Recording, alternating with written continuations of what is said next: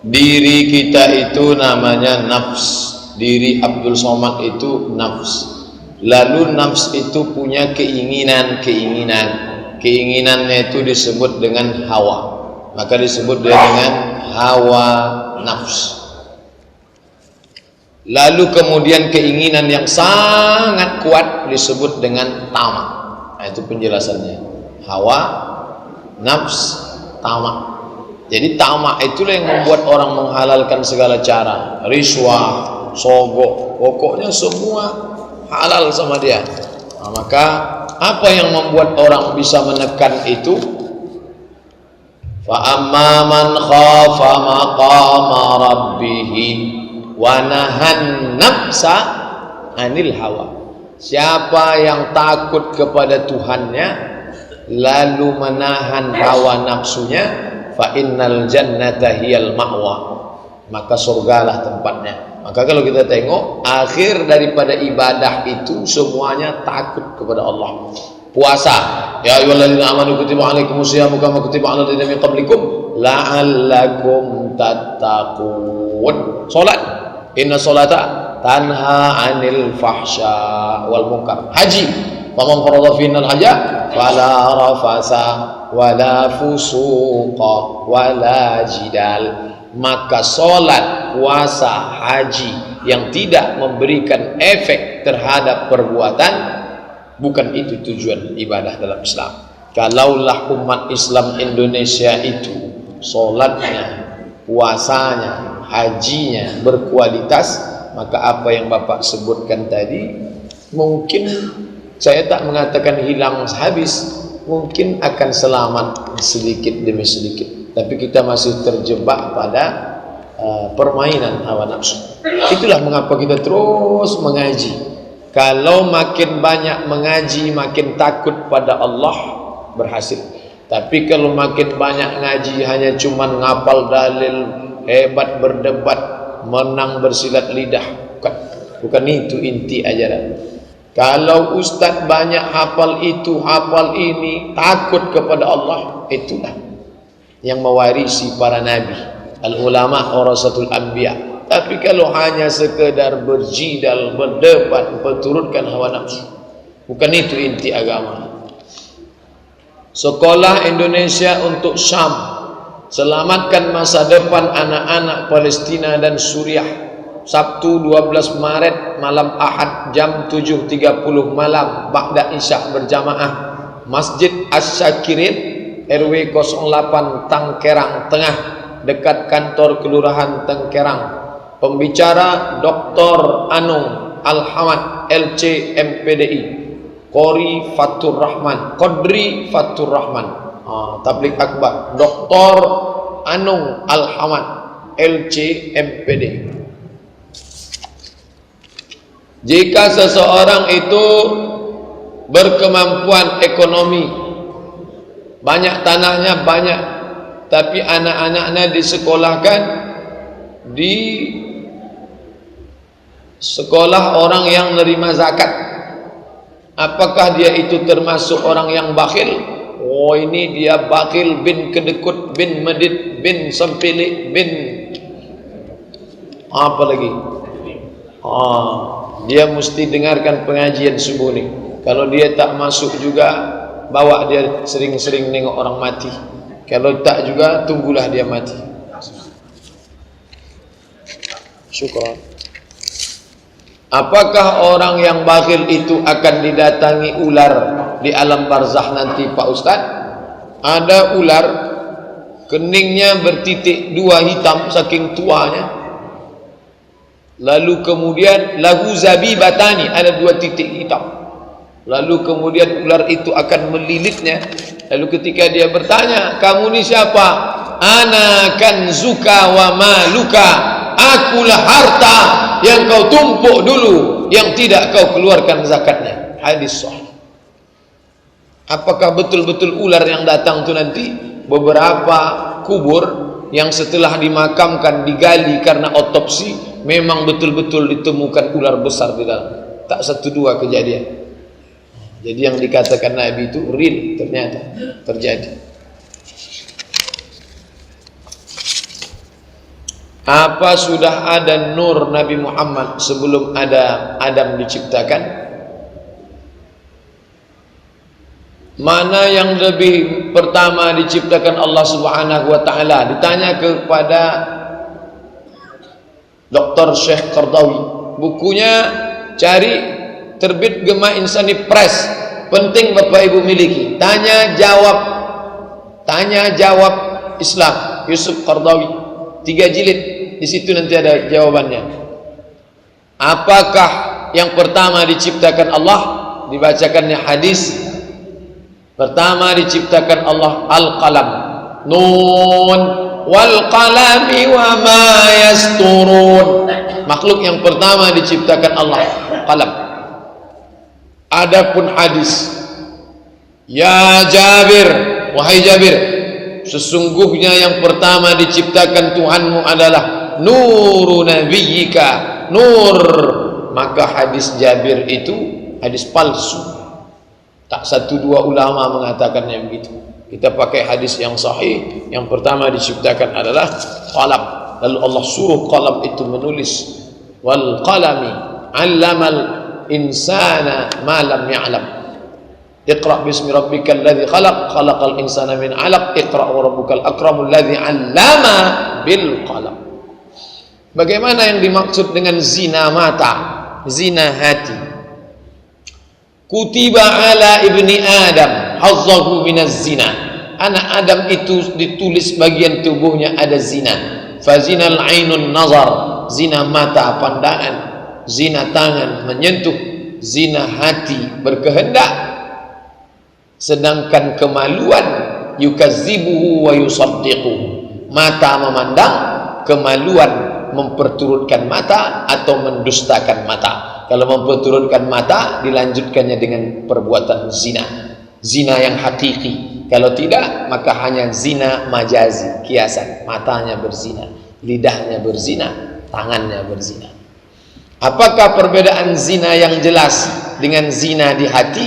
Zina yang jelas hukumannya 2. Kalau tidak, lempar batu sampai mati atau dicambuk 100 kali. Sedangkan zina mata, zina hati, zina otak, ilusi,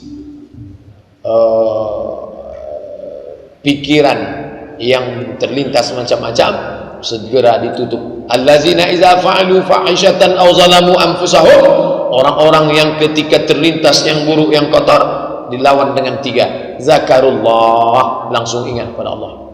Fastaghfirullah li dzunubihim, astaghfirullah. Walam yusirru, stop, tutup, putus, jangan lanjutkan. Dalam sholat 2 rakaat, apakah posisi duduknya iftirash atau tawarruk? Menurut mazhab Syafi'i, berdasarkan hadis yang sahih,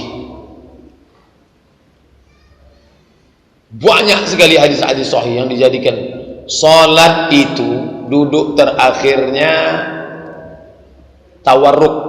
Tawarruk itu, maaf cakap, pantatnya menempel ke lantai. Mau sholatnya 3 rakaat, mau sholatnya 2 rakaat, mau sholatnya 1 rakaat. 1 rakaat sholat witir, duduknya tetap pantatnya nempel ke lantai. Tawarruk, jangan goncang. Itu mazhab Syafi'i. Kalau Bapak Ibu melihat ada orang yang duduk tasyahud awal pada sholat Jumat, pada sholat tahiyatul masjid, pada sholat duha, itu mazhab Hambali. Yang Hambali jangan menyalahkan Syafi'i, yang Syafi'i jangan sampai merasa bersalah ketika disalahkan orang. Ini yang sekarang nih, dia bingung, tengok kiri kanan banyak orang iftiras, iftiras pula lah, tengok tawaruk, tawaruk. Nanti saya khawatir tengok orang tak sholat pula lah. Apa tak kuat keyakinan? Ini tentang masalah duduk nih. Sudah saya tulis dalam buku 77 tanya jawab salat.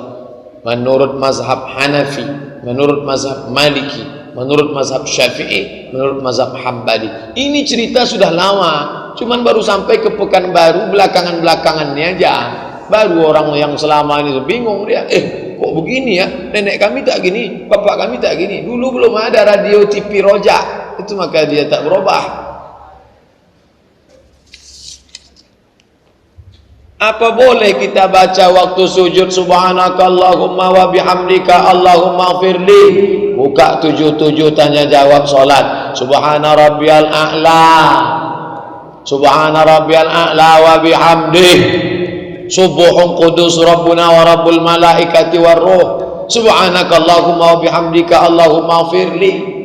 Allahumma ja'al fi qalbi nura wa fi sam'i nura wa fi basari nura wa an yamini nura wa an yasari nura wa min amami nura wa min fawqi nura wa min tahti nura wa min fawqi nura wa min tahti nura wa ja'alni nura.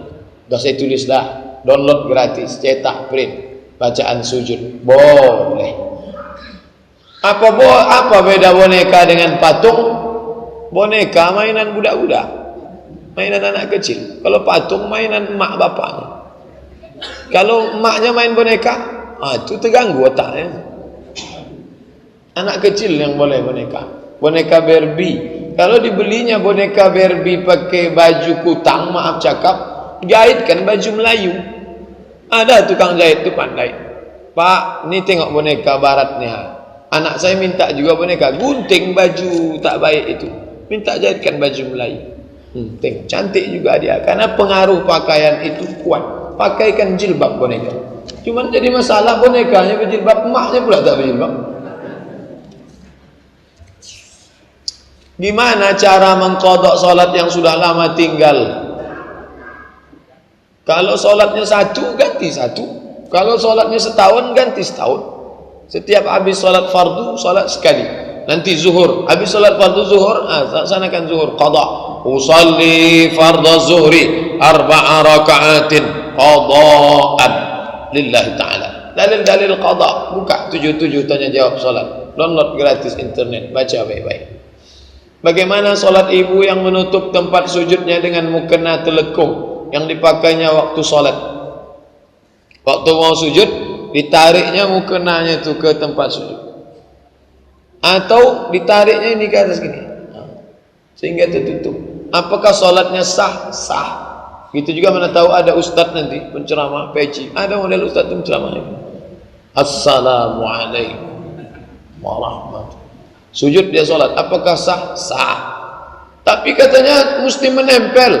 Kalau yang dimaksud mesti menempel tu menempel, maka tak sahlah salat orang yang pakai kaos kaki, ujung kaki tak menempel. Maksudnya turun ke bawah, itu mana menempel. Kalau cerita sah tak sah, sah. Tapi kalau cerita afdal tak afdal, itu yang afdal. Ini cerita sah tak sah, sah. Kalau ada orang mengatakan kalau keningmu tertutup, sembahyangmu tak sah. Kebetulan dia pakai kaos kaki, berarti kau pun tak sah juga. Tengok kaki kau tak menempel, kaos kaki, lutut tak menempel. Kalau gitu lobangilah lutut tu. Kalau cerita sah tak sah. Tapi kalau cerita afdal tak afdal, tak afdal. Yang afdal tu menempel. Mana yang lebih baik? Imam baca ayat panjang-panjang tapi salah-salah, atau pendek-pendek tapi mantap? Dua-dua tak baik. Yang paling baik itu panjang, mantap. Ustadz Saifullah, Ustadz Maghfirah, Ustadz. Makanya masjid itu ada imam tetap, imam ratib. Karena imam tetapnya belum ada, itulah maka imam bangku tempel masuk subuh sudah 2 kali maju. Ya. Aslinya imam yang mantap. Jadi kalau cerita, nah sekarang pilihannya tak ada Pak Ustaz. Pilihan tak ada. Memang tak ada pilihan. Cuman 2 ni yang ada. Yang satu ni panjang tapi salah-salah, yang satu ni pendek tapi tak salah. Majukan adalah yang pendek tapi tak salah. Karena dia tak salah. Patutlah tak salah. Inna a'tainakal kautsar. Itu pun salah juga. Saya suami menikah, kami suami istri sudah tua-tua. Saya suami mudah tersinggung. Iya, kalau udah tua memang mudah tersinggung. Saya aja yang muda masih mudah tersinggung. Istri cerewet, suka pula mengatur-ngatur. Sehingga kami seringlah bertengkar Pak Ustaz. Apa nasihat Pak Ustaz? Pegang tasbih. Tasbih kemana-mana pegang. Makanya ulama-ulama Syekh Abdul Halim Mahmud tak pernah lepas tasbih. Jadi kalau nanti dia berrepet, bapak bertasbih. Subhanallah, subhanallah, subhanallah, subhanallah. Orang itu makin kita dengar repetnya, dia makin bersemangat. Kalau bapak dengar, dia makin bersemangat, bapak makin tersinggung. Tapi kalau bapak petik tasbih itu, kau teruslah. Subhanallah, subhanallah, subhanallah, subhanallah. Itu amalkan yang saya sampaikan ini, insyaallah. Kalau tak berubah, Sabtu depan buat surat lagi. Satu itu aja. Buat tasbih, tasbih. Insyaallah berhenti dia. Paham Ahlus Sunnah itu apa? Paham Ahlus Sunnah itu apa? Ahlus Sunnah itu orang yang berpegang dengan yang kata Nabi, ma ana alaihi wa ashabi. Ma ana alaihi wa ashabi. Apa yang ditempuh oleh aku dan sahabatku, itulah Ahlus Sunnah. Nama rumahnya Ahlus Sunnah. Mu'tazilah tak masuk, Syiah tak masuk, Khawarij tak masuk. Karena mereka ini ada yang mengutamakan akal, ada yang menolak Abu Bakar Siddiq, ada, itu keluar dari Ahlus Sunnah. Maka Ahlus Sunnah, NU Ahlus Sunnah, Muhammadiyah Ahlus Sunnah, Perti Ahlus Sunnah, Persis Ahlus Sunnah, Jamaah Tabligh Ahlus Sunnah, Asy'ari Ahlus Sunnah, Maturidi Ahlus Sunnah. Ahlus Sunnah dari dulu Ahlus Sunnah itu. Apa hubungannya dengan Salafi? Salafi dibuatnya kapling. Yang Ahlus Sunnah itu cuma kami, selain kami bukan Ahlus Sunnah. Itu maka ini pertanyaan. Paham Ahlus Sunnah itu apa? Dan apa kaitannya dengan Salafi? Karena dia mengkapling yang Ahlus Sunnah cuma kami, selain kami tidak Ahlus Sunnah. Baca buku Abdul Qadir Jawas dari Jawas, dibuatnya daftar yang tidak Ahlus Sunnah, Jamaah Tabligh tidak Ahlus Sunnah, Hizbut Tahrir tidak Ahlus Sunnah, Nahdlatul Ulama tidak Ahlus Sunnah. Mengamuklah semua orang. Ketika orang mengamuk, baru dia bilang ekstrim, ekstrim, ekstrim. Dia mancing duluan. Baru, sekarang semalam masuk SMS waktu Ustadz ceramah di Ar-Rahman kemarin. Ada 6 orang Salafi duduk di bawah mengejek-ngejek. Ini somat nih, ISIS nih. Inilah tukang adu domba. Jadi lama-lama nanti bertinju-tinju orang juga. Kalau tak percaya tengok gambar negara-negara. Buatnya buku. Hizbut Tahrir tidak Ahlus Sunnah, Jamaah Tabligh tidak Ahlus Sunnah. Makanya kita tidak ingin ini terjadi di Pekanbaru nanti. Hizbut Tahrir jamaahnya banyak, Jamaah Tabligh banyak. Kalau sempat berkelahi di Pekanbaru nih, yang ketawa siapa? HKBP. Haleluya kata dia, bantai terus, ajar kata dia. Dia yang ketawa nanti. Bapak bisa tak membayangkan kalau sempat Hizbut Tahrir sama Jamaah Tabligh mengamuk, dihantamnya Masjid Salafi. Oh, hancur. Jadi kita ini ingin mendamaikan, kita ini yang semua dalam manhaj ini Ahlus Sunnah, berpegang kepada sunnah Nabi Shallallahu Alaihi Wasallam. Itu yang mau kita ayamkan selama ini, bukan mau mengadu domba orang. Makanya semua ustadz yang mau ceramah, dia mesti mau menandatangani, tidak akan mengkafirkan Hizbut Tahrir, tidak akan mengeluarkan Jamaah Tabligh dari Ahlus Sunnah, tidak akan mencaci maki Asy'ari. Kalau mau, boleh ceramah. Mesti ada gitu. Kalau tidak, nanti dia menimbulkan fitnah, orang bertinju, berkelahi, hancur umat Islam ini nanti. Apakah kelompok Ahlus Sunnah identik dengan orang-orang jenggotan dan celana gantung? Karena saya beberapa kali hadir di majelis ilmu kelompok Ahlus Sunnah, mayoritas jamaah yang hadir orang masalah jenggot sama celana, jenggot celana, jenggot celana, jenggot celana. Udah habis, udah putus, udah tuntas saya kaji. Dalam 30 tanya jawab puasa udah saya kaji. Dalam 37 masalah populer, siapa yang celananya gantung Ahlus Sunnah, yang celananya tak gantung Ahlus Sunnah. Asalkan bercelana lah dia. Yang tak bercelana itu yang tak Ahlus Sunnah. Datang pula muak saya jadi. Tidak, bercanda. Ustadz sendiri condong kemana? La ilaha illallah. Sudah saya tulis. Tonton video saya tentang celana gantung. Yang berkeyakinan hadis Celana gantung amalkanlah untuk diri anda sendiri.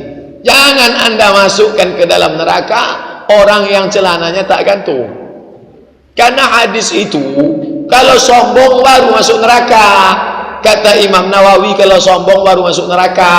Kata Imam Syafi'i, kalau sombong baru masuk neraka. Kata Imam Syaukani dalam Nailul Autor, kalau sombong baru masuk neraka. Kata Imam Sun'ani dalam Subul Salam Syarah Bulughul Maram, kalau sombong baru masuk neraka. Kata Syekh Qardawi dalam kitab Kaifana Ta'amal Ma'as Sunnah, kalau sombong baru masuk neraka. Kenapa Ustaz kalau dalam masalah menjawab ini hafal betul dalilnya? Ini yang paling sering ditanya orang. Jangan mengejek yang bercelana gantung. Yang bercelana gantung jangan memasukkan neraka yang tak gantung. Nanti yang ketawa yang tak bercelana. Ini sekarang ni yang dua-dua ni mengejek. Yang bercelana gantung memasukkan neraka yang tak gantung. Yang tak gantung balas mengejek. Ustaz Somad yang di tengah ni lah yang jadi korban. Macam kuih bingka Ambon. Yang ini mengejek ini. Yang bercelana pendek, yang celana gantung menuju neraka, neraka, neraka. Tentu orang ini mengamuk. Dia kalau sudah ngamuk dia ngejek pula. Tengoknya celana gantung. Bertambah tinggi nampaknya kau. La ilaha. Mau kemana umat ini dibawa asik berkelahi gara-gara itu? Banyak lagi yang perlu kita. Banyak lagi yang perlu kita bahas. Tengok banyak. Mobil Mitsubishi Mirage warna merah, nomor polisi BM 1152 NR, mengganggu jalan kendaraan orang lain yang mau keluar. Tapi ini masih Ahlussunnah wal Jamaah. Saya masih penasaran soal riba, karena walaupun bank syariah tetap urusannya adalah uang dan uang juga. Apakah boleh saya menyimpan, menabung, mendepositkan di bank syariah? Tidak termasuk riba. Bank syariah itu menuju syariah. Ustaz udah di mana? Menuju Batam. Belum sampai Batam. Menuju syariah. Kalau gitu bohonglah Pak Ustaz. Masa dibuatnya bank syariah? Kalau tak mau, buat besok. Bank menuju syariah. Letakkanlah duit di situ. Ulama DSN, Dewan Syariah Nasional, sudah mengeluarkan fatwa. Isi Dewan Syariah Nasional itu pakar-pakar. Pakar itu diambil dari kata fakar, berpikir. Profesor, doktor, orang-orang kiai haji, ulama besar. Kiai Profesor Dr. Anwar Ibrahim 20 tahun di Al-Azhar. Ada semua di situ. Pak Ustadz, saya ingin bertanya, kalau kita berzakat mal, menjual tanah misalnya laku 600 juta, tapi biaya pengurusan sertifikat pajak habis 20 juta, sisanya 580. Jadi zakatnya dikeluarkan 2,5% dari 600 atau 580 dari 600 kotor. Sebelum potong itu, potong ini, potong itu, potong ini, potongan Allah Subhanahu wa Ta'ala duluan. Keluarkanlah 2,5% dari hasil itu.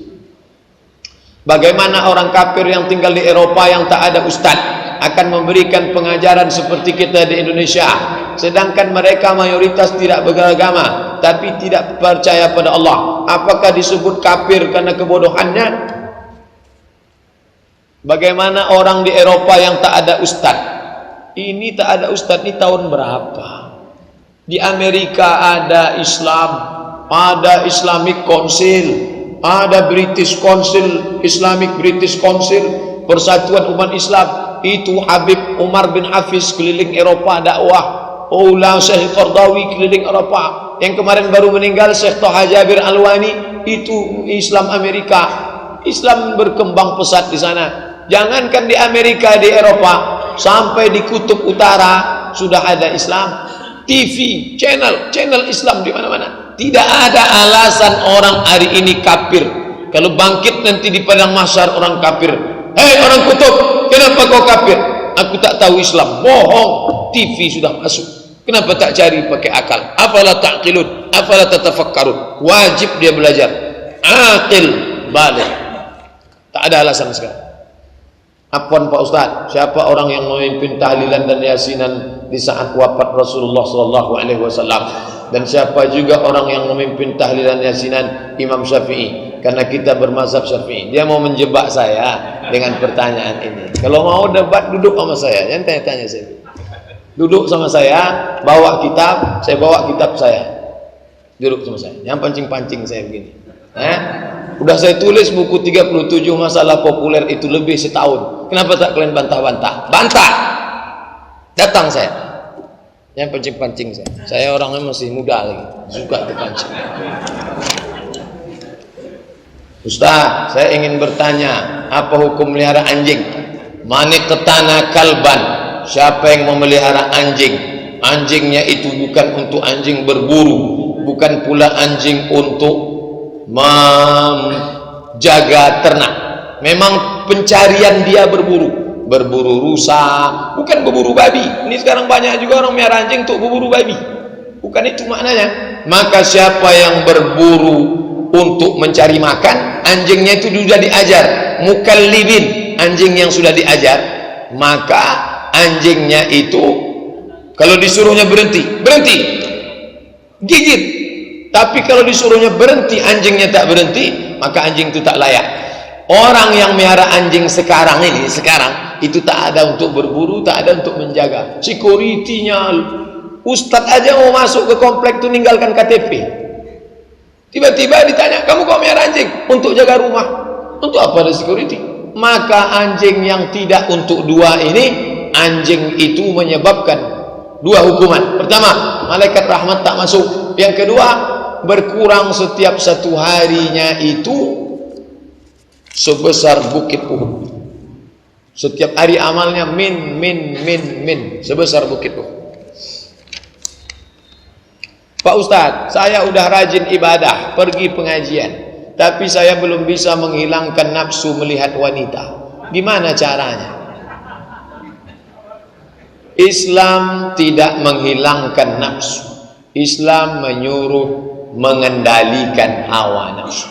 Kalau ada orang mengatakan nafsu saya sudah hilang, justru berbahaya. Nafsu saya kepada perempuan ini sudah hilang Pak Ustaz, berarti berselera nengok laki-laki. Oh, ngeri itu, bahaya. Oleh sebab itu maka kita disuruh menundukkan pandangan, bukan memejamkan. Kalau pejam menabrak, tundukkan. Kemudian jangan pergi ke tempat yang memang di tempat itu banyak orang buka aurat. Ke mall buka aurat, pagi-pagi lari-lari depan itu, menghindar. Tapi kalau ternampak, kamu boleh buat. Bukan nampak, ternampak, tak sengaja. Maka kata Nabi kepada Ali, ya Ali, la tatsbi'in nazratan nazrata. Jangan satu pandangan kau susul dengan pandangan. Kalau sudah pandang sekali, jangan kau susul. Makna jangan kau susul, pandangan pertama laka, yang kedua alaika. Yang pertama itu memanglah untuk engkau, yang kedua sudah menjadi hukuman bagimu. Maknanya kalau nampak tundukkan, bukan nampak tak berkedip. Nah, itu maknanya. Memang ujian mata ini luar biasa. Na'udzubillah. Zaman kita, anak-anak kita, istri kita, adik kita suruh pakai baju panjang, baju kurung, baju Melayu. Pak Ustaz, bagaimana hukumnya yang berpasangan berdua-duaan yang bukan mahram pergi ke masjid? Kenapa bisa pacaran ke masjid? Pacaran pergi umroh, update status. Indahnya umroh bersama sang pacar. Ini orang buat dosa di tanah suci Makkah Al-Mukarramah. Anak bapak ibu yang belum menikah, walaupun sudah tunangan, jangan izinkan pergi ke Makkah umroh. Jangan izinkan pergi tarawih berdua. Pergi tarawih ya sama pacar. Pergi pengajian Ustadz Abdul Somad ya. Jangan. Batil. La talbisul haq bil batil. Jangan campur adukkan yang hak dengan batil. Kalau sudah menikah baru dia bawa. Saya bawa anak bapak pengajian ya. Jangan ngaji Pak. Tidak. Ke masjid pakai tidak. Sekali tidak. Setan la tattabi. Tidak. Sekali tidak. Kasihlah bang, kata istri. Kasih, kita dulu lebih parah dari itu lagi bang. Ini yang jadi masalah. Kalau kita kesurupan, kita sadar apa enggak sadar? Saya tak pula pernah kesurupan. Orang yang kesurupan itu dia tak sadar. Orang yang kesurupan itu ada dalam Quran. Kama yatakhabbatuhu syaitanu minal mas. Seperti orang yang diganggu setan. Pada saat itu setan mengganggu akal pikirannya, maka akalnya itu kacau, maka dia diruqyah. Kalau terjadi, bawakanlah ke tempat ruqyah. Ada Ustadz Zafrullah, ada Ustadz Saifullah, ada arsy, ini bawah. Sementara sebelum itu perlindungan sementara, dibacakanlah ke pangkal telinganya itu ayat kursi. Kuat-kuat telinga sebelah kanan. Kalau dia model lasak ini, suruh ada orang ngikat megang tangannya satu. Kuat. Allahu la ilaha illa huwal hayyul qayyum. Al-Fatihah. Qul huwallah, qul bil falaq, qul a'udzu birabbin nas. Bismillahirrahmanirrahim. La yadurru ma'a ismihi syai'un fil ardi wala fis sama'. A'udzu bikalimatillahi tammati min kulli syaitanin wa hammati wa min kulli 'ainin lammah. Tahlil. La ilaha illallah. La ilaha illallah. Kuat-kuat. Sementara datang ruqyah yang asli. Ini alternatif. Kalau dia tidak mahram kita, musik, lagu-lagu maksiat, matikan. Karena lewat itu dia masuk ke telinga, masuk hati. Patung yang ada di rumah, buang. Lewat itu dia masuk ke dalam. Sesungguhnya tidak layak bagi seorang nabi memasuki rumah yang mewah. Apa maksud hadis ini? Nabi pernah diberi sutra. Kata Nabi, tak layak seorang nabi pakai sutra. Rumah Nabi itu gimana Pak Ustaz? Rumah Nabi itu, kalau bapak ibu nanti ziarah ke makam Nabi, itulah rumah Nabi. Berapa lebarnya itu? Itulah. Sekarang sudah dibuatkan replikanya. Dapur, kamar, tempat sholat. Saking kecilnya kamar itu, kalau Nabi sujud, Aisyah menarik kakinya. Kalau Nabi sujud, Aisyah narik kakinya. Kalau Nabi tegak, selonjoran lagi Aisyah. Tengok kecilnya. Kalau Nabi. Tingginya berapa? Tabi'in datang bertanya, sahabat, tinggi kamar Nabi itu gimana? Tegaklah sahabat. Tegak sahabat, pegangnya. Begitulah kami tegak di rumah Nabi. Kalau kami naikkan atas kami, terpegang kami atap. Begitu. Rumah yang amat sangat sederhana. Makanya waktu dibuatkan pameran replika rumah Nabi di kota suci, banyak orang yang menjenguk tu menangis meraung karena menengok kesederhanaan. Tapi Nabi bukan miskin. Jangan katakan Nabi miskin. Nabi kaya raya, tapi dia hidup sederhana. Kenapa? Tamak. Salah satu yang membuat orang tamak memperturutkan ini hawa nafsu. Kenapa masjid besar-besar? Masjid besar-besar tak didukung anggaran APBD Riau. Ya, karena pemimpinnya tak. Kalau dapat orang yang peduli pada agama, misalnya digaji imam 15 juta. Imam digaji 15 juta, 3 orang 45 juta di PNS kan. Itu political will, kemauan politik. Kalau ada politik kuat, bagus. Kalau ada APBD besar, takkan maju Ustaz Abdul Somad jadi imam tadi dengan suara yang pas-pasan. Pastilah imam juara internasional di Kuala Lumpur maju. Kenapa tak ada anggaran? Orang tak peduli agama. Kalau orang peduli agama, dia tolong. Kenapa Allah selalu menyampaikan kami, bukan saya? Kami bermakna lit ta'zim, pengagungan. Seorang raja tegak, berdirinya kami di sini, kami di situ, dia sendiri tegak, tapi dia untuk mengagungkan diri. Dalam tata bahasa Arab, kami lit ta'zim. Kalau jumpa satu ayat mengandung makna dua, kami, inna nahnu nazzalna dzikra wa inna lahu lahafizun. Apakah ayat itu mengandung kami banyak? Tidak. Kenapa? Karena dibantah oleh ayat yang lain. Mana ayat yang membantah? Qul huwallahu ahad, Allahus samad, lam yalid wa lam yulad wa lam yakul lahu kufuwan ahad, la syarikalah, tiada sekutu bagi. Maka kami di situ maknanya lit ta'zim, mengagungkan diri. Apabila menikah tanpa restu orang tua, walinya hanya dengan wali hakim saja, bagaimana hukumnya Pak? Kalau bapaknya masih ada, bapaknya wali. Kalau bapaknya tak ada, pindah ke abang. Kalau abangnya tak ada, pindah ke adik. Adiknya tak ada, pindah ke paman. Abang ayah atau adik ayah. Begitulah urutan wali. Bukan langsung ke wali hakim. Tapi kalau tak ada semua, barulah ke wali hakim. Kalau abang ayahnya ada, tapi ayahnya tak setuju. Aku tak setuju kau nikah sama dia. Itu keluarga tu pelit semua. Ini dalilnya. Pengajian subuh kami kemarin tentang pelit. Aku tak mau punya menantu pelit. Maka boleh dia mengadu ke pengadilan agama. Nanti pengadilan agama membuatkan keputusan pengalihan wali dari dari ayah ke kakek. Kalau kakeknya tak ada, dari ayah ke abang. Bukan langsung ke wali hakim. Tak semudah itu. Hamil di luar nikah, apa hukumnya Pak Ustaz?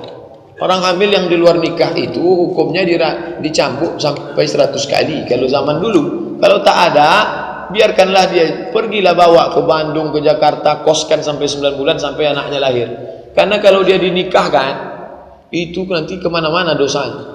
Kalau dia dinikahkan, nikah, lalu kemudian anaknya itu pakai bin, bohong, nanti akte SD bohong, SMP bohong, SMA bohong, S1 bohong, S2 bohong, S3 bohong, profesor bohong, PNS bohong, semua bohong. Bin, anak luar nikah tak boleh pakai bin bapaknya. Nanti kalau dinikahkan, mati bapaknya, dia dikasih warisan, maka dia makan haram, makan haram, makan haram.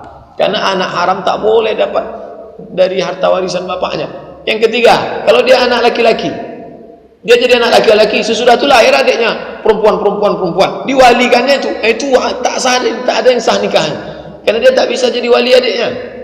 Kalau dia kebetulan perempuan, nanti setelah 25 tahun datang orang Minang, dia dinikahkan bapaknya, aku nikahkan engkau dengan anakku, berzina juga anak itu, karena dia tak layak dinikahkan, dia mestinya wali hakim. Maka kalau ada orang mengatakan kita nikahkan saja, menikahkannya gampang, mudah, tapi efek setelah nikah itu luar biasa. Jadi gimana solusinya Pak Ustaz? Karena dulu tak bertanggung jawab, resiko lah. Carikan mana rumah-rumah kos mana, 9 bulan 10 hari lahir tanpa ayah. Gimana cara buat aktenya? Itu tak tahu saya, tanya ke catatan sipil. Gimana cara buat akte orang tak berayah?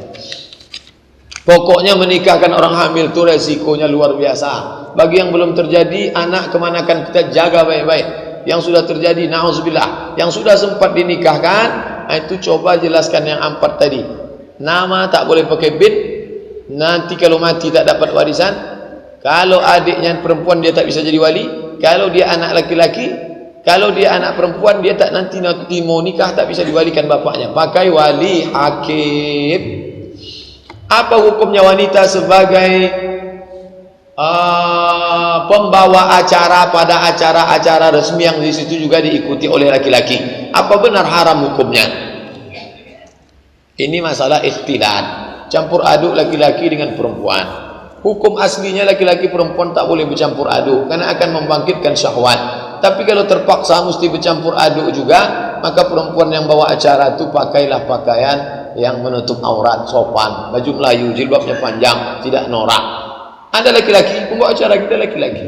Kalau terpaksa juga harus perempuan, terpaksa. Tak ada laki-laki yang pandai bercakap di situ. Asal pegangnya menggeletar. Assalamualaikum.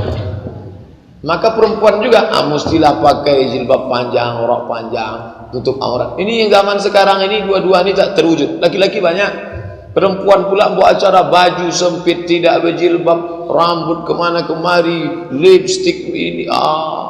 Maka kita di situ cepat-cepat datang, terima kasih, selamat menikah, pulang. Terus lama-lama situ. Kita melihat di masyarakat membaca Al-Quran itu cukup asal pandai aja. Bagaimana orang baca Quran tidak tahu tajwidnya, tapi tidak mau belajar terus. Jangan pernah berhenti belajar tajwid. Buatkan kelas khusus untuk orang tua-tua, kelas untuk anak SMP, kelas SMA, kelas orang tua-tua. Jangan campur aduk, dia malu, secara psikologis malu. Tapi kalau kita sebaya, jangan gengsi, jangan segan. Duduk, manfaatkan imam kita. Minta ke pengurus lokal ruang kosong atau buat halaqah khusus. Jam 10 malam, kalau pagi siang kerja malam. Baca Quran mesti baik. Yang baca Quran, orang baca Quran diam bagus, tak salah. Tapi kalau diam tak betul. Coba. Bismillahirrahmanirrahim. Ya ayyuhallazi. Ya berapa alif? Ayyuhallazi. Ada la, ada za, ada Allah. Alladzina amanu yuqimunas. Ada sa, ada sa, ada tha, ada sya, ada ta, ada a, ada qa. Belajar balik makharijul huruf. Macam mana huruf? Jangan Bapak Ibu menyangka orang Arab itu semua bacaannya betul, enggak. Itu orang sampai belajar lagi macam mana menyebut fa, diletakkan kapas di tapak tangan. Nah, kapan kapas itu bertiup? Kalau bertiupnya dari awal, dari setelah huruf keluar baru bertiup, itu bukan fa. Fa, bukan fa. Fa itu anginnya dulu keluar, baru kapas itu terbang. Oh, yang payah lah itu Pak Ustaz. Tak pula sunnah, tak masing-masing besok buat kapas. Coba syukur pa kata. Ini belajar balik baca Quran. Rubbatal Quran wal Quran yu'an. Nanti malam ada belajar tahsin.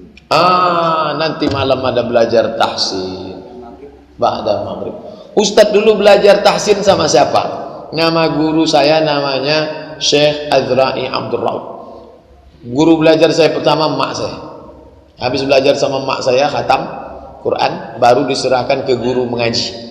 Setelah guru mengaji, baru diserahkan ke guru yang mahir. Namanya Syekh Azra'i Abdul Rauf. Saya tak tahu kalau Syekh ini hebat. Dia ngajar tak pernah tengok Quran, dia duduk aja.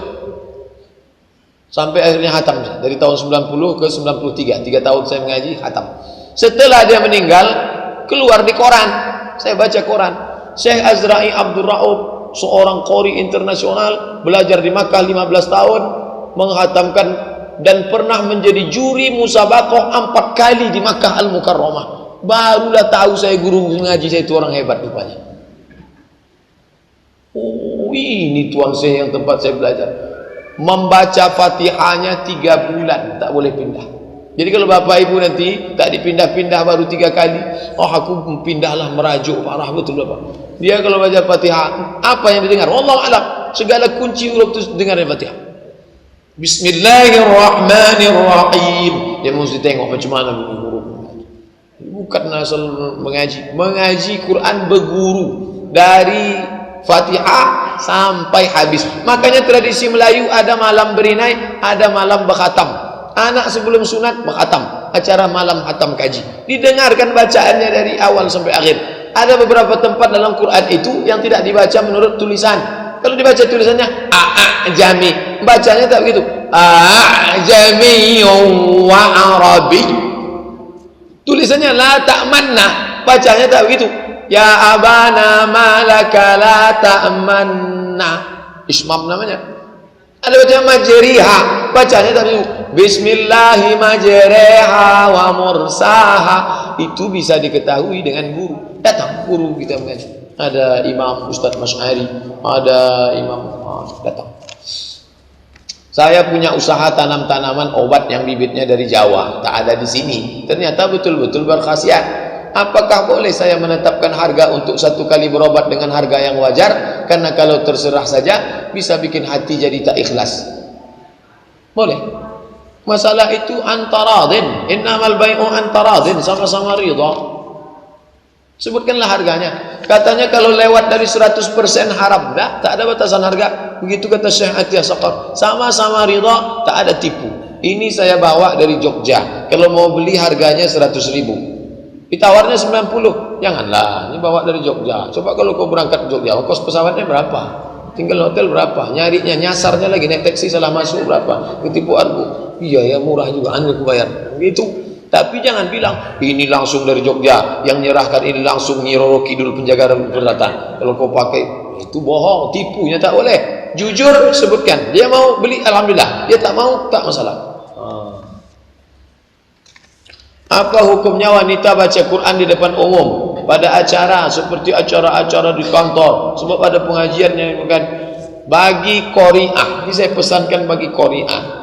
Bagi qari'ah yang baca Quran, pakailah jilbab yang tidak norak, pakailah baju yang panjang, jangan pakai bedak yang terlalu, jangan pula pakai lipstik. Nanti yang ditengok orang bukan suaranya, bukan hidayahnya, nengok wajahnya.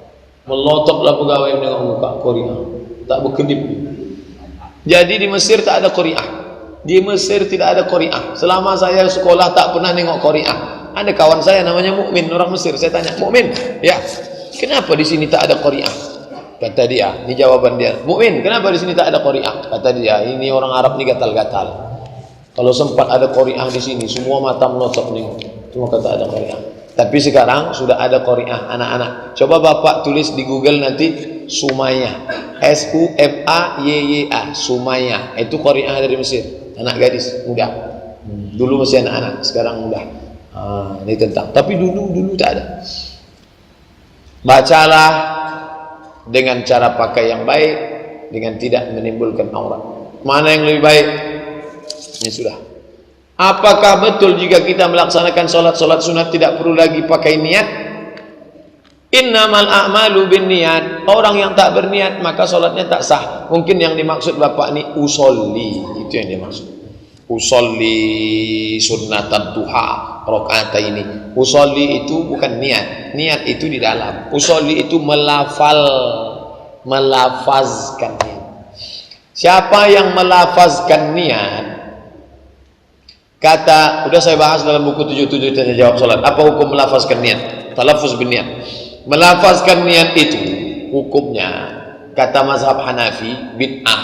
Kata mazhab Maliki laisa bimasyru'. Illa kecuali lidaf'il waswasah, untuk menolak waswasah. Mazhab Syafi'i hukumnya mustahab, dianjurkan. Usolli fardal isya arba'a raka'atin ada'at makmuman lillahi ta'ala. Allah. Niat itu bukan itu membantu kita untuk berniat. Niat itu letak di dalam, tak berbunyi, tak bersuara. Itulah niat.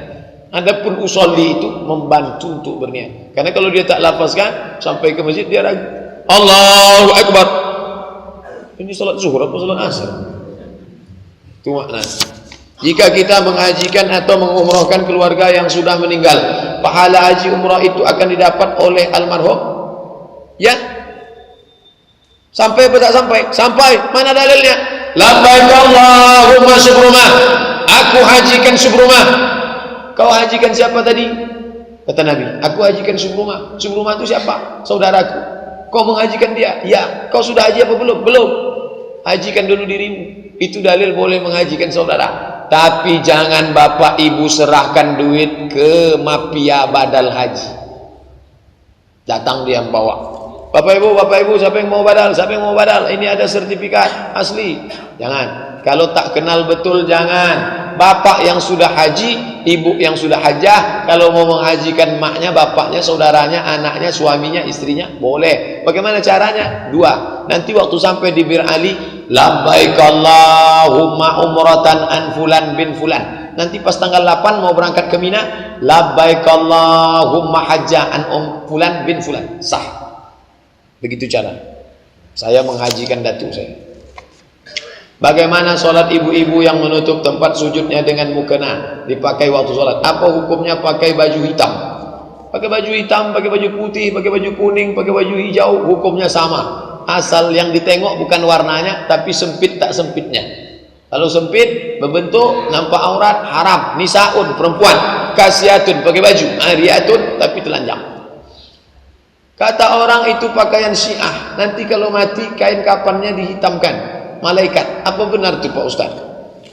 Saudi Arabia Ahlus Sunnah wal Jamaah, Mesir Ahlus Sunnah, orang Teluk, Oman, Yaman, Kuwait, Emirat, Jordania, itu pakai hitam.